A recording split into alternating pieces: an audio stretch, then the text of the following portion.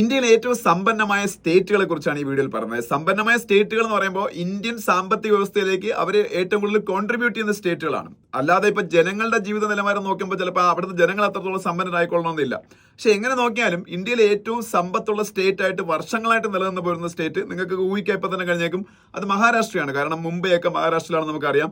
Indian GDP-യിലേക്ക് gross domestic പ്രോഡക്റ്റിലേക്ക് 13% contribute ചെയ്യുന്ന സ്റ്റേറ്റും മഹാരാഷ്ട്രയാണ്.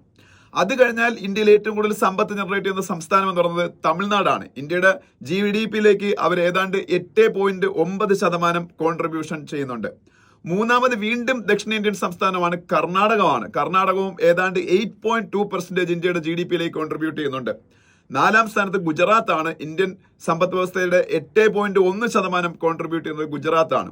അഞ്ചാം സ്ഥാനത്ത് വരുന്നത് ഉത്തർപ്രദേശാണ്. ആറാം സ്ഥാനത്ത് അത് കഴിഞ്ഞ് വരുന്നത് വെസ്റ്റ് ബംഗാളാണ്. അത് കഴിഞ്ഞ് അടുത്തതായിട്ട് വരുന്നത് ഏഴാം സ്ഥാനത്ത് രാജസ്ഥാനാണ്. അത് കഴിഞ്ഞ് 8-9 സ്ഥാനങ്ങളിൽ വരുന്നത് 2 സൗത്ത് ഇന്ത്യൻ സംസ്ഥാനങ്ങൾ തന്നെയാണ്.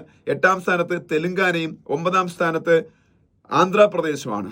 പിന്നെ 10-ാം സ്ഥാനത്ത് വീണ്ടും ഒരു ഹിന്ദി സംസ്ഥാനം, അത് മധ്യപ്രദേശുമാണ്. അപ്പൊ നിങ്ങൾ ടോപ്പ് 10 സ്റ്റേറ്റുകൾ എടുത്ത് നോക്കാം. ഇന്ത്യയിൽ ഏറ്റവും സമ്പന്നമായ ടോപ്പ് 10 സ്റ്റേറ്റുകൾ എടുത്ത് നോക്കുമ്പോൾ സൗത്ത് ഇന്ത്യയിൽ നിന്ന് കേരളം ഒഴിച്ചുള്ള ബാക്കി എല്ലാ സ്റ്റേറ്റുകളും ഇത് കാണാം. എന്ന് കരുതി കേരളം ദരിദ്രമാണെന്നല്ല. ഇതെന്ന് പറഞ്ഞാൽ ആ സംസ്ഥാനങ്ങളിൽ നടക്കുന്ന ഉൽപാദനത്തിന്റെ അടിസ്ഥാനത്തിലാണ് ഈ GSDP എന്ന് പറയുന്ന ടേം ഉണ്ട്, ഗ്രോസ് സ്റ്റേറ്റ് ഡൊമസ്റ്റിക് പ്രോഡക്റ്റ്. അതാണ് ഒരു സ്റ്റേറ്റിന്റെ സമ്പദ് വ്യവസ്ഥ നിർണ്ണയിക്കുന്നത്. അതിൽ കേരളം പിന്നോക്കമാണ്. കാരണം നമ്മളൊരു വ്യാവസായിക സംസ്ഥാനമല്ല, നമ്മളിവിടെ വ്യവസായങ്ങൾ വളരെ കുറവാണ്. നമ്മൾ പക്ഷേ ജീവിത നിലവാരത്തിൽ ഈ പറഞ്ഞ സ്റ്റേറ്റുകൾ എല്ലാവരെക്കാളും മുന്നിലാണ്.